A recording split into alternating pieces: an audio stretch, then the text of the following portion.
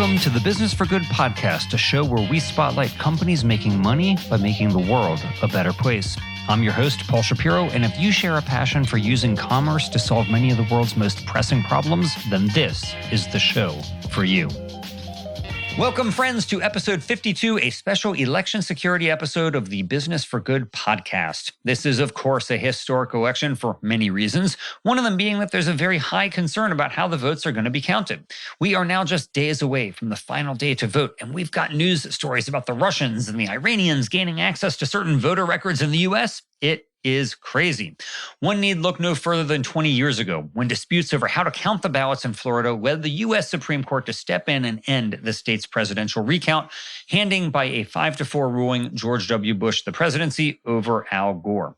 Well, the events of 2000 may seem tame compared to what could happen on election night 2020 and in the following days. This time, we not only have a pandemic gripping our nation, but a president who regularly rails against mail-in voting as allegedly fraudulent, and who assuredly is going to claim that the election results are fake. Recall that even after his electoral college victory in 2016, then President-elect Trump maintained without providing any evidence whatsoever that his loss in the popular vote to Hillary Clinton was only made possible by millions of so-called fraudulent votes.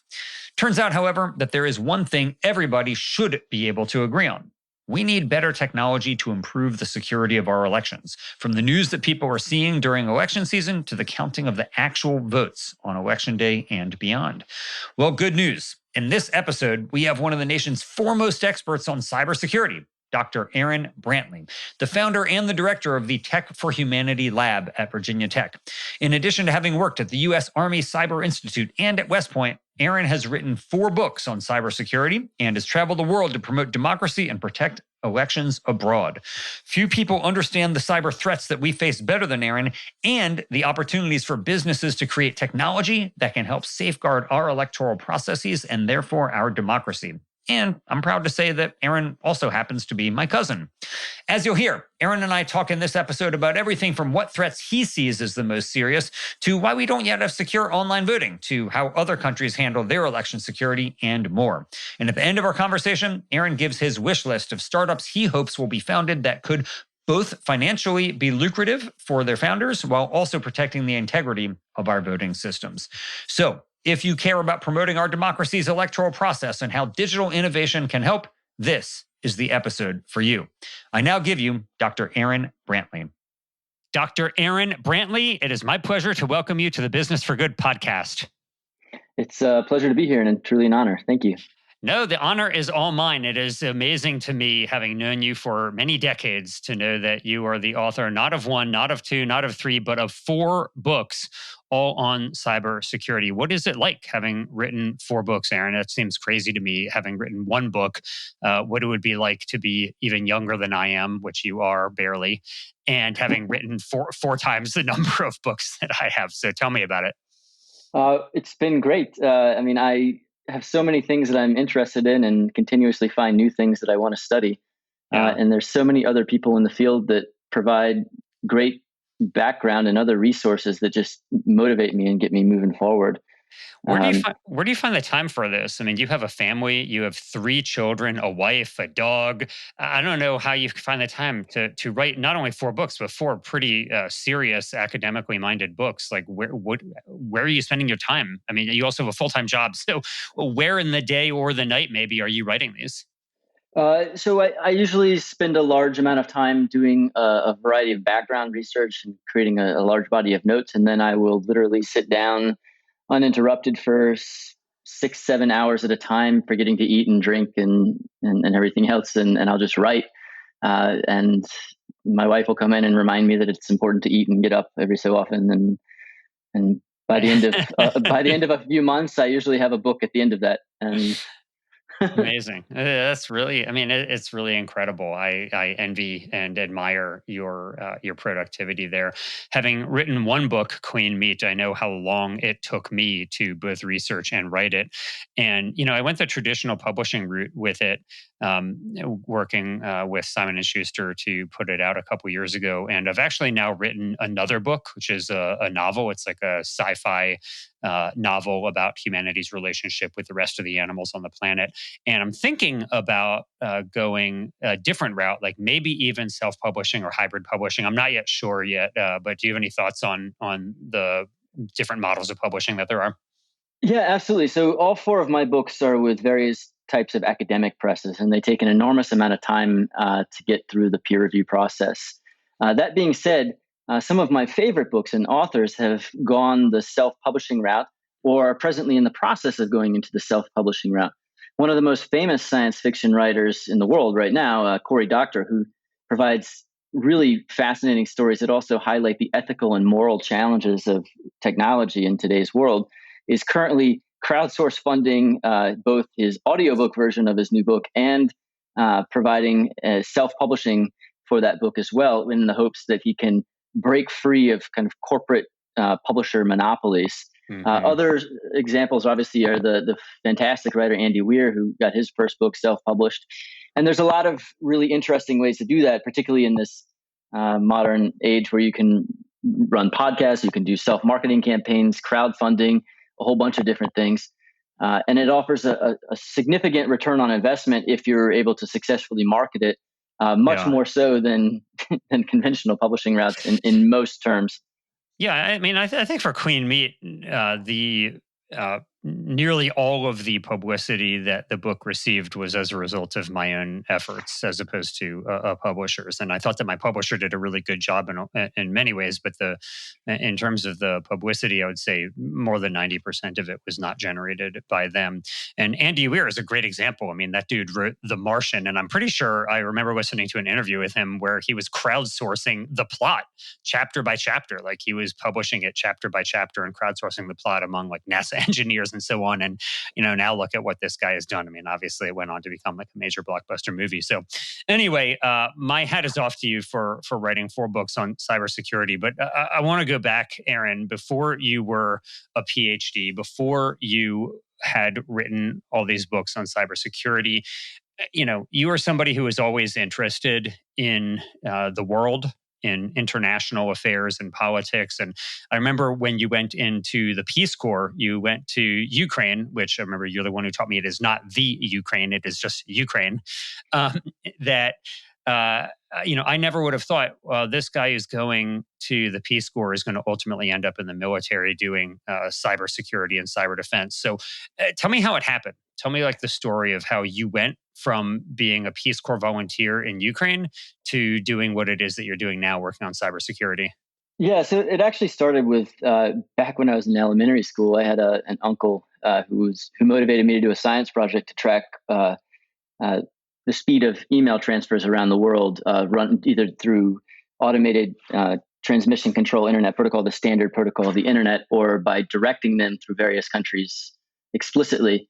And so that kind of led me into an interest in technology. And when I got into Ukraine, I Oh, hold arrived. on, Aaron. Let me interrupt you. I'm sorry. So when you were in elementary school, you were thinking about these type of issues. Yeah, so we did a we did a project for my science fair project, doing global email routing times, Wow. and so that was a fun science fair project when I was about 11. Wow. What year was this? This must have been in 93, 94. Wow. It's so 93. So funny because I don't believe I had an email address until like 97. And back in 93, you're doing science fair projects with email. That's pretty sick. yeah, it was a lot of fun, but it really kind of gave me a lot of perspective on the power that technology would have in the future. And when I arrived in Ukraine, I arrived in February of 2005, right after the completion of the Orange Revolution there, and I arrived in country on the auspices of the youth development program that had just been started there.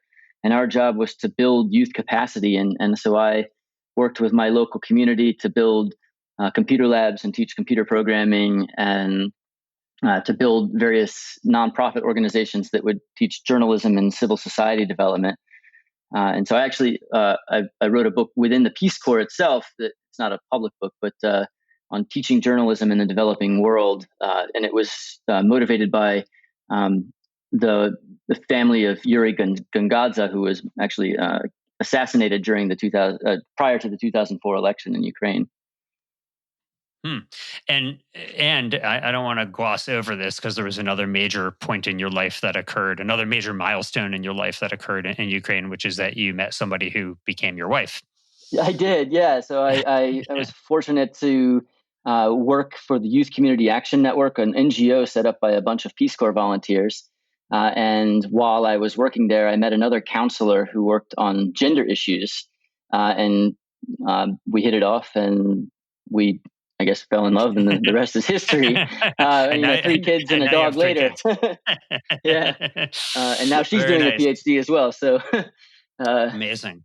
Amazing. Um, Very cool. but when I finished my Peace Corps service, I really kind of transitioned from that into international democracy development. I was the IT person in the Ukraine International Republican Institute office, which the U.S. has a series of democracy NGOs that were founded under the Reagan administration, under the National Endowment for Democracy, and they work in at that time they were working in a little over 80 plus countries around the world. And I was working in their Ukraine office, helping develop some of their web programs and things on that end. And then when Natalia, my wife, and I moved back to the United States, I took up a position in their IT shop as a global support person in their IT shop while I got my master's degree. And she worked on their Ukraine programs as well, or not Ukraine. She actually worked on their Moldova and Georgia programs. Um, but that kind of introduction into technology and working on global support operations in over 80 countries around the world, particularly in places where there's substantial repression and electoral meddling by the authoritarian regimes or by outside parties, really put us in a really fast-paced learning environment, particularly right as things like YouTube and Facebook and Twitter and all these other types of things are really starting to take off in 2007, 2008 timeframe. And so I started working on developing a variety of different programs and projects for them.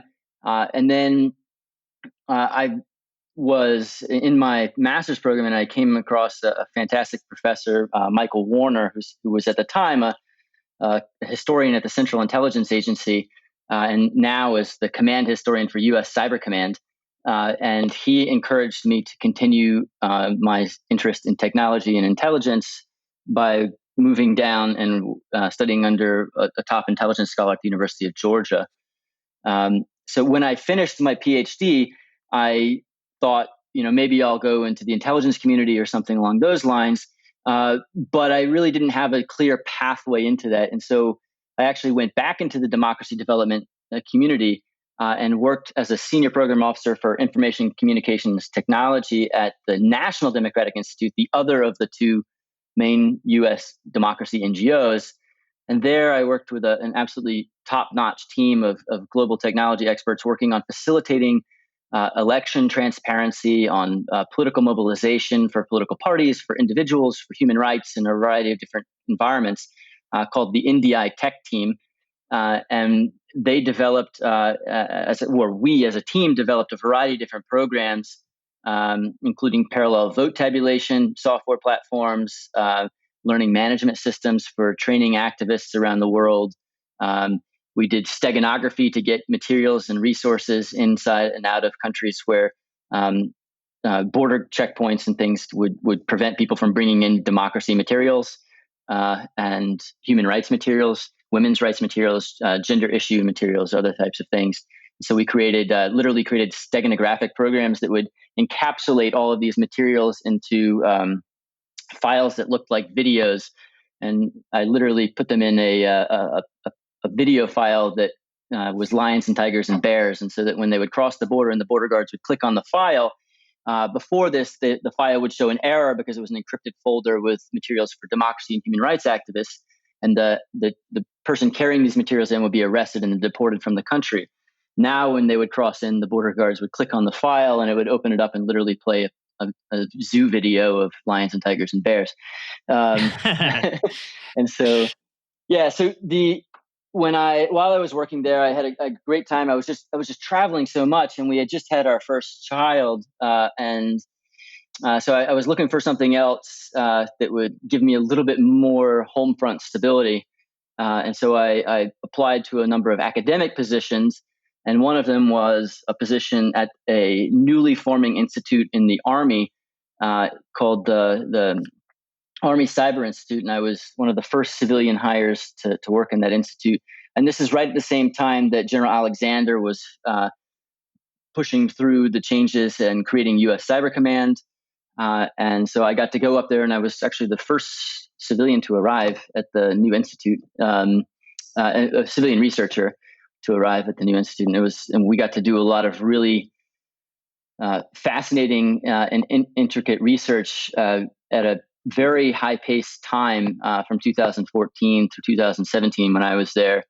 And I got to brief Secretary of Defense Ash Carter. I got to brief a bunch of the different combatant commanders from European Command, Central Command, South Command, North Command, and others around the world. I got to embed with special forces in the Middle East and in work with various different units around the world on a variety of different technical challenges that face U.S. national security, U.S. cybersecurity, information operations, and so forth, and a variety of other programs. Our team developed one of the first counter drone guns. We developed a variety of systems to get drones out of the sky. We developed cybersecurity platforms for early concepts of some machine learning and things for the Army and so forth. And then we also did a bunch of work on counterterrorism for ISIS, counter ISIS operations, and for both in the field and for domestic law enforcement and intelligence agencies. Cool. So, Aaron, that's obviously an illustrious career so far for anybody, let alone for somebody who has lived for 4 decades. But let's talk now just briefly about the new endeavor that you have founded. You're the director of the Tech for Humanity Lab at Virginia Tech. And just tell me briefly, what is the Tech for Humanity Lab? And then let's get into the election security stuff, because obviously we're in the midst of a very polarizing election. And I want to talk about our democracy vis-a-vis those of some of the other countries that you have studied and been to. So what is Tech for Humanity Lab? Yeah, so over the course of my career, I've had the opportunity to interact with the Citizen Lab at the University of Toronto quite a bit. And Ron Diebert is a global expert. He's done cybersecurity protection for everybody from the Dalai Lama to journalists in Mexico and other places. And he really inspired me quite a bit to try and move beyond the national security military kind of environment and really focus on the human aspects of cybersecurity. And so the Tech for Humanity Lab's central mission is to focus on the impact of technology on the human condition, whether that be in a voting sense, making sure that electoral systems are safe and protected against outside and inside interference, protecting individuals against disinformation, or whether it is the impact of artificial intelligence and machine learning on elections or on work or other types of environments. And so our lab provides a variety of different technologies that we built into a space on the Virginia Tech campus, where students and faculty from all over the university are able to come in and pick up different types of technologies and really ask those questions. How is this technology impacting the human condition? And is it making a difference in a positive way? Or are there things that we need to consider for moral or ethical or other types of concerns moving forward in how these issues are going to impact society, impact the security of individuals or communities ranging across the spectrum? So we take a very plural approach to this. And our goal is to be inclusive, to provide for opportunities for a diverse group of individuals to explore and ask challenging questions, and also to have a variety of breathing room to engage in controversial topics that challenge the status quo and say, hey, are we making the right decisions moving forward, or have we kind of gotten off path, and how can we get ourselves back on path? Yeah. So did you see The Social Dilemma? I have, yeah. Yeah. And would you let your kids be on social media prior to, let's say age 16 or 18 or something after watching it? So I don't let our kids on social media at all, and I think that it's something that is going to be a continuing discussion in our house, and should be a continuing discussion in everybody else's houses as well. I think there's a lot of really good problems that have been raised in that documentary, as well as in a variety of other documentaries and reports and podcasts elsewhere as well. Yeah. Okay. So I don't want to talk that much about social media except for its impact on the election. So let's just get down to it. The fact of the matter is that the US intelligence community basically unanimously concluded that in the 2016 election that Russia tried to interfere in our election to tip the scales toward then candidate Donald Trump for whatever reasons they preferred him over Hillary Clinton. So is our election security today stronger or is it weaker than it was 4 years ago in when that happened? Generally, we've made some improvements, but these Okay. improvements How are so? are really not substantial. I mean, there's a long way to go. So the current state of election security is actually much older than 2016. It actually dates back to the election of George W. Bush and the conflict with him and in the courts with then Vice President Al Gore, and really came to a head in 2002 with the Help America Vote Act, which tried to shift elections away from these hanging Chad type ballots that caused such controversy in 2000 to a more digitized modern system. And the reality is that in most countries, the Help America Vote Act or something similar to it has been relatively successful. But in the United States, in a highly federalized system of government, we have 50 states that all basically implement elections in quite different ways and manage those elections in different ways on a state by state basis. And we saw Right, this as a, and oh, sorry. and in Florida, it was even more complex than that because you had these different counties that were implementing different rules for the recount. If you remember back in 2000, you had the Gore campaign was asking for recounts in 4 different counties, and one of the problems was that each of those counties had different rules on how they were going to treat, for example, hanging chads, how they were going to count these double voted ballots where people had accidentally voted for Pat Buchanan and then for Al Gore. And that was one of the problems that there was no uniformity at all, even within the state, for how to conduct a recount. That's true. Yes, absolutely. And so out of this came the Help America Vote Act, which was designed to simplify and streamline the process and provided a substantial amount of federal funding to put in essentially digital or digitized poll booths. Um, but the challenge is that every state interpreted the implementation of this in a fundamentally different way. And some states implemented digital only, some states implemented digital with a paper trail, and some did hybrids of those, and a variety of things in between. And so this has been a persistent and ongoing challenge, particularly as almost, I think, as far as I know, every single one of these digital polling booths, according to uh, both reporting in the media as well as unreported hacker leaks and other types of things, has had substantial cybersecurity vulnerabilities. hmm Uh, okay, so just for somebody like me who is nowhere near an expert on this, help me understand why we can't just vote online. I mean, Amazon is processing millions of transactions every single day that involve credit cards and a lot more than just tallying a vote, right? Millions of them and with near perfect accuracy.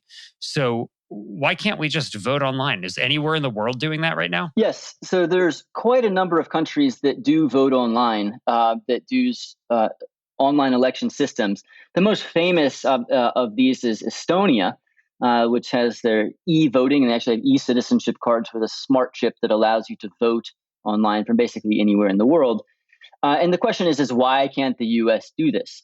Well, there's a number of states that are trying to move to this in some form or fashion, uh, but the utilization of this is not universal. And there's also a number of equity issues associated with moving to online voting only as well. For instance, there's a non-uniform distribution of internet access. It requires ID forms of ID that many states don't provide, or that many times are difficult to obtain for certain individuals who live in the United States. And so, Right, but you're talking about an online voting only. I mean, right now we have multiple different types of voting available, right? You can go vote early, you can vote on election day, you can vote by mail-in ballot. Why not just add online voting as another option to make it easier for people? Like, how risky is it? Like in Estonia, have they had problems with, false counts or anything like that? they have had a fair number of vulnerabilities associated with it. About 2 years ago, about 750,000 of the voter ID cards were compromised by a cybersecurity flaw. Okay. And so, Just a minor vulnerability, three right. quarters of So, a million um, voters. there's really no great way to implement secure online voting. And so, if you brought up Amazon and the challenges of Amazon. So, if Amazon receives a false transaction, of which they receive hundreds of thousands a day, by the way, uh, they typically write that off as the cost of doing business. And before I was on this one, I was listening to another podcast with Whole Foods and others, and that you gave with the Whole Foods CEO, and they bake into their business environment this buffer zone of 3 to 7% roughly of fraud and mistakes associated with their business, and they bake that into the cost of all the products and everything else that they sell. And so, in electoral systems, a 3 to 7%, that's well above the margin of error of most electoral turnouts. And so, you can't bake in that scale of vulnerability into an online voting system in a large democracy like the United States. And in addition to that, because every state would implement the system separately based on the structure of the federal system in the United States, there would be almost no uniformity in online voting patterns state to state. And that's I see. a major problem, which means that instead of having like Estonia, where you have one flaw that they then fixed and is now working quite efficiently, you would have 50 states with potentially 50 separate different flaws, all having to be fixed in order to solve the e-voting problem. And so is this the same? I mean, because I think about it like I bank online, I pay my credit card online, I buy things online.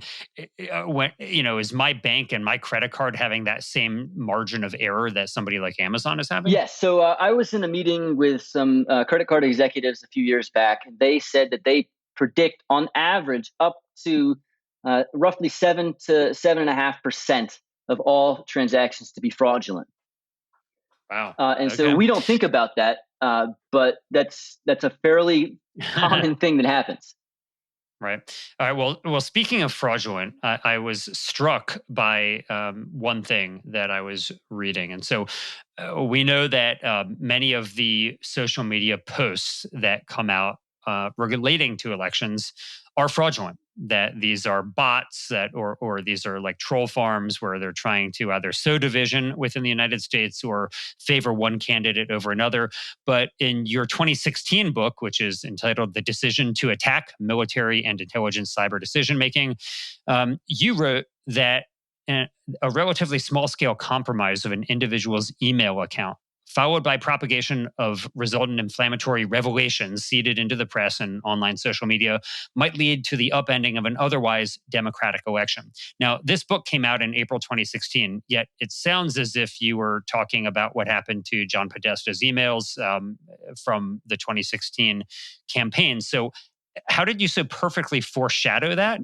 And did you have some advanced knowledge that is something that the Russians were trying to do when you were writing that? I didn't have any advanced knowledge of it when I wrote it. Actually, the book went to the publisher in 2015. So, but I mean, do you agree that what you wrote is yeah, essentially exactly what happened? yeah, essentially. So, I mean, we live in what is best referred to in layman's terms as a consensual hallucination. This is William Gibson's term of cyberspace.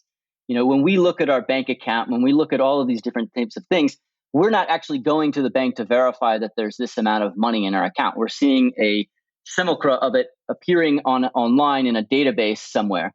And when we look at our emails and other types of information that we receive from other people or on digital platforms, we oftentimes judge the validity of that information from the sender that it's coming from. But very rarely do we check the origin of that. Do we have? I would almost assess that virtually none of the people who are listening to this podcast and virtually none of the people I interact with on a daily basis use an email security platform that's called Pretty Good Privacy, or PGP. But because it's difficult to use. And so we implicitly put trust in a lot of information that comes our way, particularly when it comes from people that we think we should be trusting, whether it be in our social network or whether it be in our email or somewhere else, or from news sources that sound reputable, like First World News or something like that, or other types of sites. And so when we see this, First World News does not sound reputable to me, but I'll give you that many people may think that. Okay. You'd be surprised the number of websites that I saw that people were sharing and verifying information from. Yeah.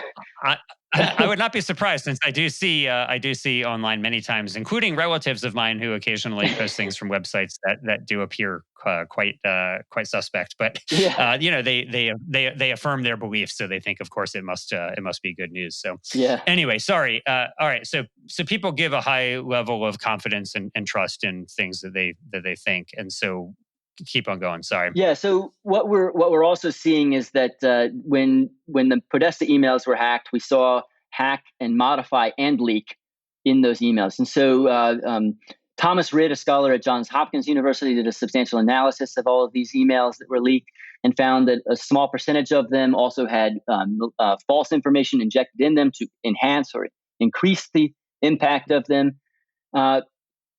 But the question is how impactful is this type of disinformation campaign on an election? And that's something that a lot of scholars have been arguing over for the last 4 years. Yochai Benkler at Berkman Center at Harvard has suggested that, and he and his co-authors have suggested that it's less impactful than we might think it is. Thomas Ridd has also suggested it's less impactful, and that it really feeds into the ecosystem of media and narratives that get pushed out within certain sectors of the media that fail to verify or fact check their own sources. And we're seeing this right now, actually. We see this really outlandish and wild story about, somebody delivers 2 computers to a computer repair shop, never picks them up. The due diligence of this particular computer repair shop is that he then breaks into the computers and finds incriminating information on one of the candidate's children. In normal times, this is like a bad B movie plot, and yet in our current electoral environment, we have one section of the electorate that's really taking this to heart and going, "Oh my God, this must be true." And so, right, and then the next thing you know, somebody's shooting up a pizza shop. Right. So is the issue, Aaron, in terms of election security, is the issue that you have bad actors who are trying to confuse and divide and put out influence stories like that conspiracy, and or is the problem that the actual votes themselves may be modified? So, could somebody, for example, actually affect the tally of the votes that are cast, not just the intent of the voter, but actually changing the numbers fraudulently on election day? So both challenges are problematic. And we have seen in other countries successful hacking and manipulation of electoral voting results. In Ukraine, we saw the Central Election Commission of Ukraine was hacked by the Russian Special APT-28, which is their GRU and intelligence wing. They attacked it and were able to put in files in there that manipulated the actual outcome of the election to suggest that a far-right candidate had won the election, a neo-Nazi candidate had won, and that was actually not the case. There was indications that around 12 states in the previous election cycle in 2016, the presidential election cycle suffered some form of database breach from foreign adversarial actors of some sort.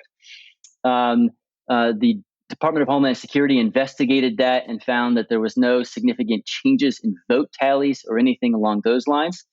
But the possibility exists for those. We've seen the decertification in the in Commonwealth of Virginia, where I live, in 2018 by the governor of an entire class of voting systems because they were susceptible to pre-placed cyber attacks that actually altered the votes of individuals on a randomized basis to essentially spit out the erroneous votes.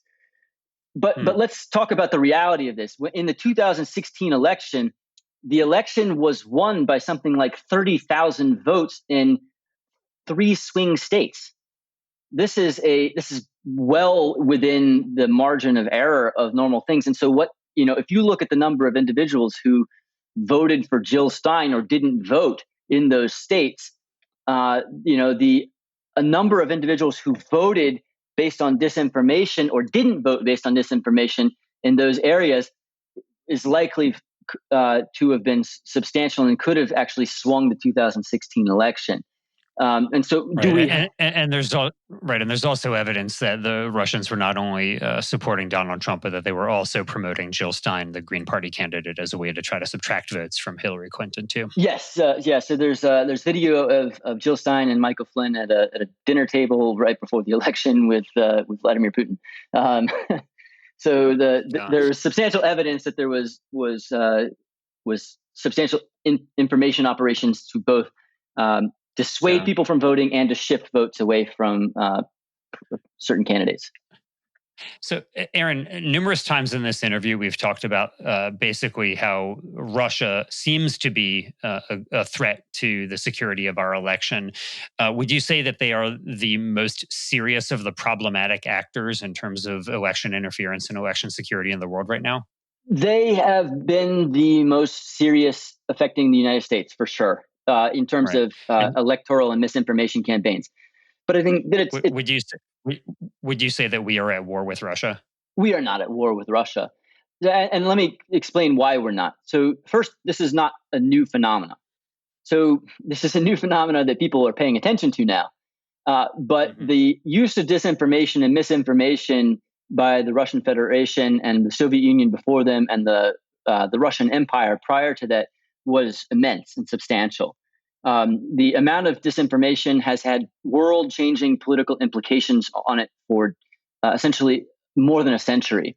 They ran an information operation that suggested that the U.S. Army and the Central Intelligence Agency were responsible for creating HIV and AIDS. That caused substantial challenges for AIDS treatment and remediation efforts in Africa for decades and still causes problems for it. They were able to change worldwide opinion on nuclear weapons and other types of things in the 1960s and 70s. It actually actually changed the way in which the U.S. engages in weapons development programs. They actually even at one point got the Reverend Billy Graham to come over and participate in a KGB-funded event in Europe to essentially counter U.S. policy. So this is not like a new phenomena. This is just the most recent iteration that we're seeing of it, and there's just a number of platforms that amplify this and create substantial challenges for our current electoral environment. And is this a two-way street? I mean, one of the things that Donald Trump has said publicly was, "Hey, we're doing this too. Like, we're not so innocent ourselves." Is the U.S. also involved in this type of election influence campaigns in other countries? So we have been involved in election influence campaigns over the history of the U.S. in terms of covert actions. We provided funding for propaganda and support of Italian campaigns to prevent them from becoming communist in the post-war era. The democracy NGOs that I've worked for, they typically go into countries and they work with local actors to support those actors, and they're not biased. Actually, the U.S. government typically provides support to all political parties within a country except communist parties by law, and so they will support any party that is a non-communist party that requests help for developing capacity and support. The difference is that generally speaking, U.S. efforts are undertaken under the assumption of facilitating liberal democracy in the Western sense. Now, this is subject to moral and ethical concerns and whether that should be applied in certain countries or not. But the intent is not necessarily to undermine or foster instability in those countries, but rather to create more plural and accepting democracies, generally speaking. So you would not say it's the pot calling the kettle black here in terms of complaints about Russian interference in our elections. I would not say it's the pot calling the kettle black. We have engaged in civil society development programs in the Russian Federation. I actually was tasked with helping an election monitoring organization in Russia defend their networks against the Russian intelligence services about 10 years ago. And the idea is not to necessarily overthrow the state, but rather to facilitate essentially plural liberal democracies, which has been historically considered to be more stable. Yeah. Okay. So let's talk, Aaron, about what businesses, including startups, might be able to do to shore up election security. So there is a serious problem that you are identifying, which is vulnerabilities in our election security. And there are presumably lots of policies in place. I mean, I marvel when I look at countries like Australia, where not only do they have much higher voter participation than we do, but it's actually illegal not to vote. It's not just encouraged to vote, it's illegal not to vote.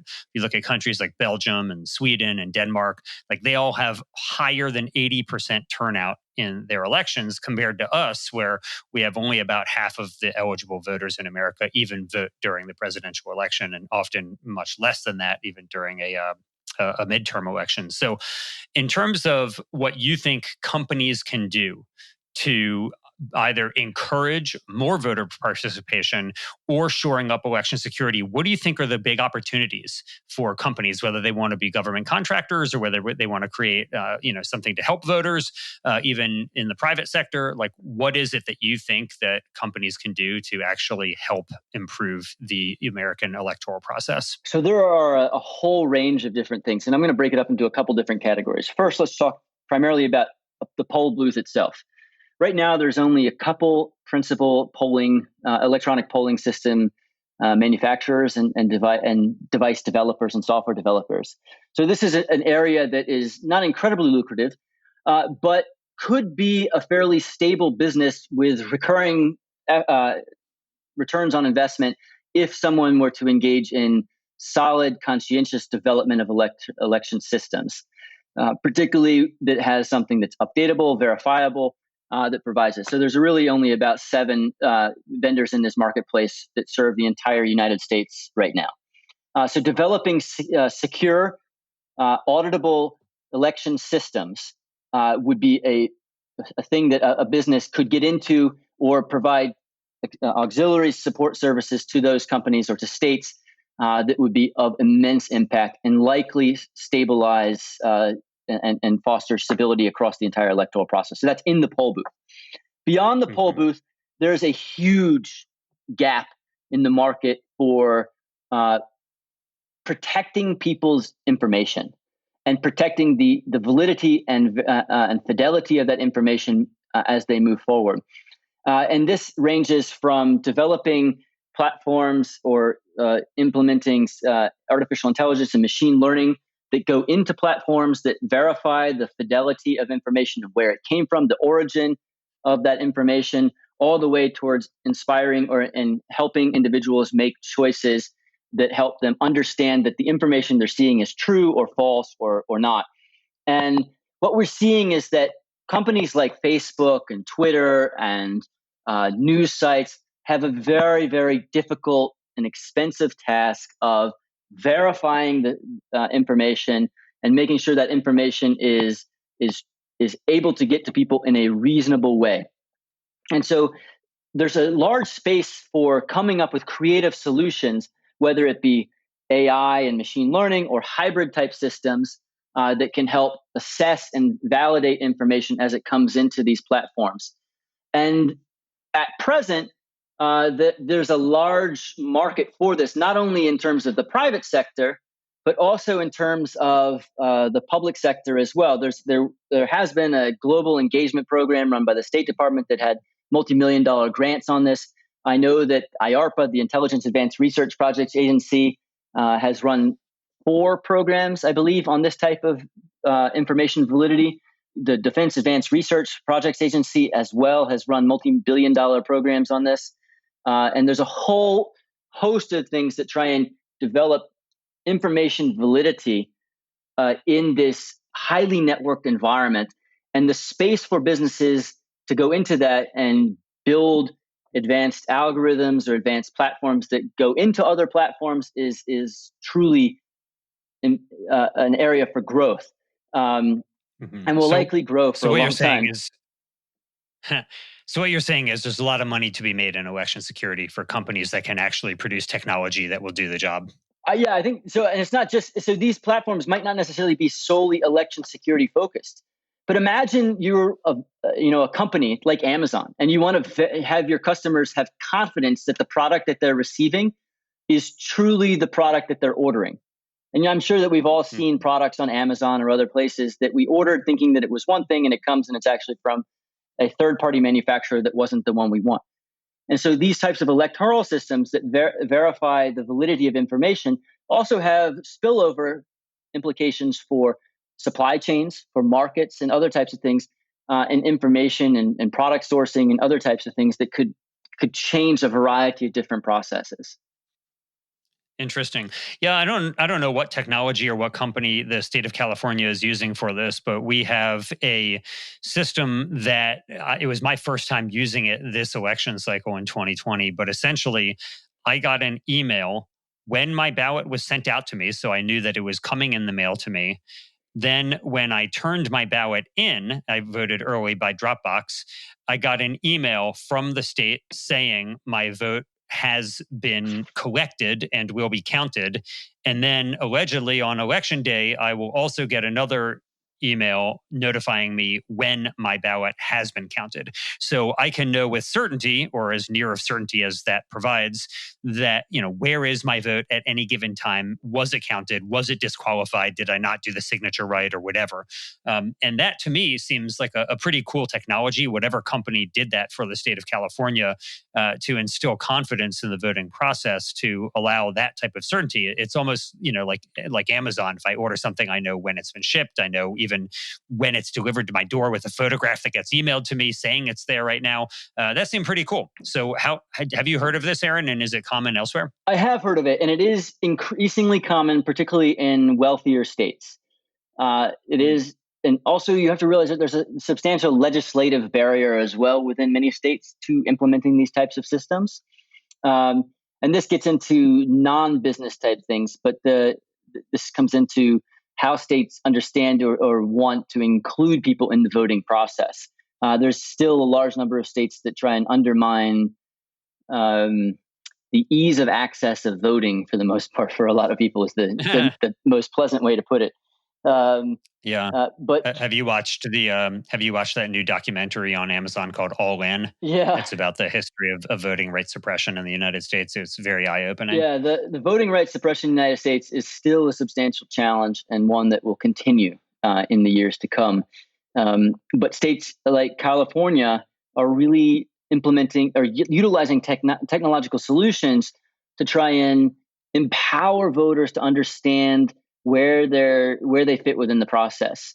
There's another series of states, 33 states actually, who are also involved in, or 31 states that are involved in ERIC, the Electronic Registration Information Center, which is a nonprofit organization that one of the challenges that you face when you move is that oftentimes you will show up in voter registration databases in multiple states.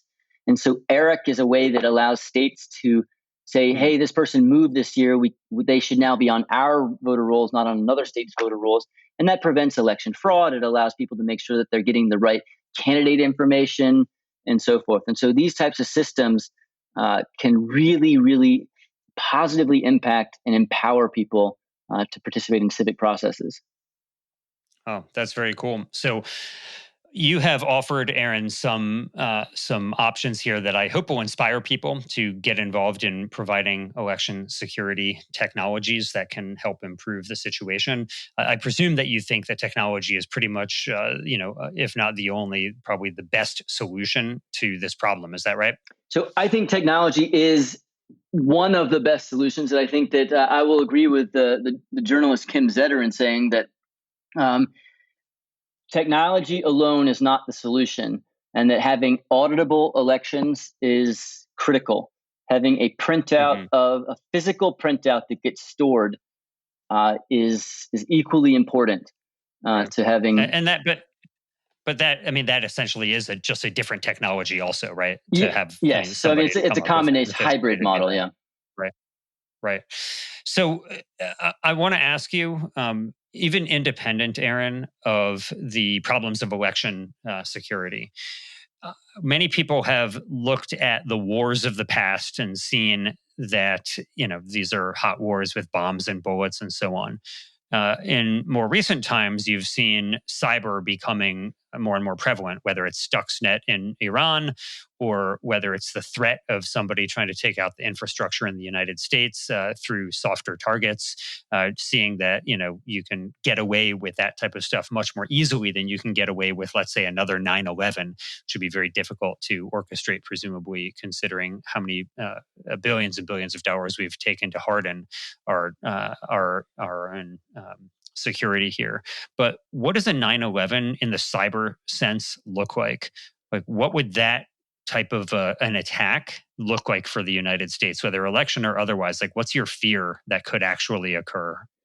Yeah, so many of the fears that I have for cyber have occurred or are occurring on a fairly regular basis. I mean, so we're seeing cities and states held hostage with ransomware, both by state actors and non-state actors, and criminal organizations. So, for instance, we've seen the city of Baltimore have ransomware attack most of its networks. We've seen the city of Atlanta get taken out.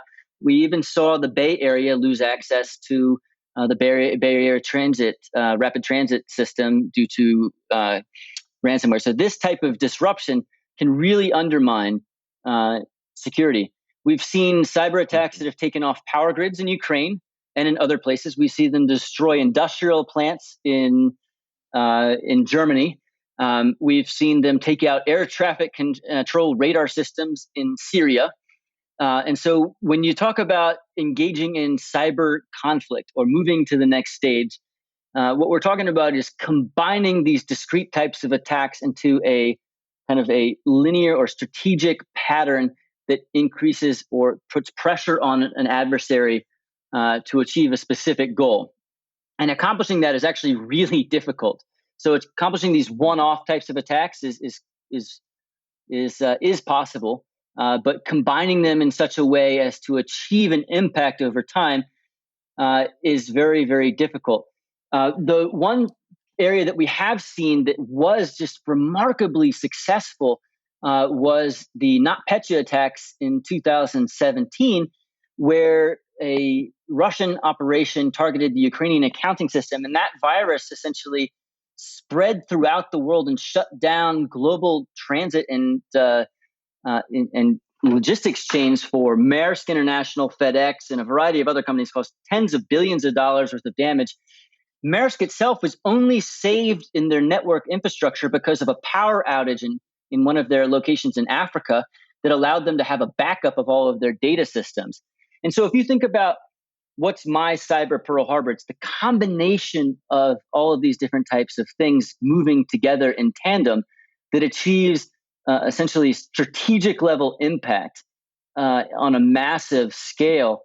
But in the meantime, we are still on a day-to-day basis seeing the regular impact of cybersecurity vulnerabilities. The average company that's penetrated of large scale suffers roughly $3.5 to $3.6 million worth of damage for every significant cyber attack. We are actually seeing hospital systems across the country being impacted, and it's a study out of Vanderbilt suggests that it's actually resulting in increased numbers of fatalities. We had the first locatable case of a true fatality related to a cyber attack when a hospital in the UK was hit with a ransomware attack, causing a cardiac patient to be rerouted who died in transit. And so we're seeing these types of attacks on a regular basis, but we're not seeing them put into coordinated efforts, which essentially shut down or substantially undermine the functioning of society at present. But if those were to Right. Yeah. accomplish, that would be it. Right. We haven't had like a 9/11 yet where some cyber attack has killed thousands of people and has disabled the economy, shut down, all air traffic for days on end or anything like that. But it does seem like that actually is a real possibility, right? Yes. Yeah. Yeah. Okay. Well, on that happy note, let me get to the final couple questions then here, Aaron. So, what resources are there for people who are interested in this topic and they want to make a difference? They want to help employ technology to actually do good in the world, to help humanity, to promote democracy, and to secure our elections. So, are there books or any other resources that you would recommend to entrepreneurs who want to make a difference while also making some money here? Yeah. So generally, there's a variety of different ways to go about this. The one area that I would suggest is that you read Ron Diebert's new book that just came out on. It's called Reset. It looks at the impact of technology on human society. And if you're interested in a fictionalized version, Cory Doctorow's new science fiction book looks at the same. And those provide the thought frameworks for a large number of issues that offer business opportunities, offer intellectual opportunities, and others moving forward. If you're looking to just get your feet wet into this, I'd recommend the book with Damien von Poyveld. We go into the history and technology of cybersecurity and a lot of the multifaceted challenges and business opportunities for different companies and governments and other things. For individuals, I recommend that you go and check out the Cybersecurity Planner, which just moved over to Consumer Reports from the Citizen Lab. That is a way to tailor your cybersecurity profile to your own needs based on your devices and your usage of various online platforms. There's a number Cool. of podcasts and other types of things out there. Code.org. If you're looking to learn how to code, that's a great way to start.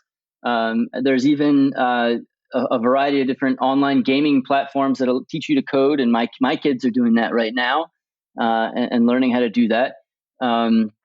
There's just so many opportunities out there. And then I was also just recently, I just finished up this year. I was an expert on the U.S. Cyberspace Solarium Commission, which was set out to define the U.S. cyberspace strategy for the next decade for the U.S. And the report came out, and the commissioners agreed that the U.S. needs to build better public-private partnerships. And so, finding local, state, and federal partners to solve complex problems, whether it be providing access to rural areas or providing access to urban areas, to internet or coding or educational programs. And we're seeing all of these problems arising right now in the unequal distribution of access to network infrastructure and so forth in the present day. And these markets are expanding. And the more you engage these markets and the more you provide opportunities to urban areas or rural areas that have low access or low technology, the more you empower them to join these new evolving economies of scale. That's great. Very important ideas. So, Aaron, finally, speaking of good ideas, there are obviously prescriptions that you have for governments to shore up our election security. And I know you also think there's a lot of room for startups to create and profit from technology that can aid in election security. So, for listeners today, what companies do you hope some of them will think about starting? That's a great question. I would really like to see a way for people to be empowered when they engage in online platforms to know the provenance and fidelity of information to reality in a way that it is impactful and user friendly.